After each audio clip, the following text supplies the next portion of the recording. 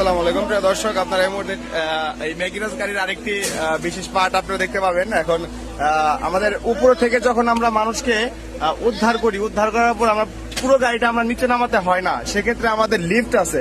আমাদের লিফটে মিনহাজকে আমরা উঠাইছি। মিনহাজকে ওঠানোর মাধ্যমে আপনাদের ভিডিওর মাধ্যমে আপনাদের দেখানোর চেষ্টা করতেছি যে কিভাবে আমরা লিফটের মাধ্যমে আমরা উপরে চলে যাই এবং উপর থেকে জনবল খুব দ্রুততার সাথে আবার আমরা নিচে নামাতে পারি।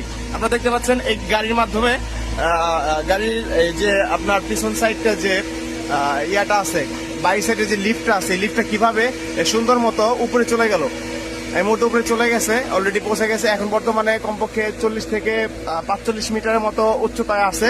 এই টিটিএল গাড়িটা 60 মিটার পর্যন্ত 64 মিটার পর্যন্ত পরিপূর্ণভাবে কাজ করতে পারে।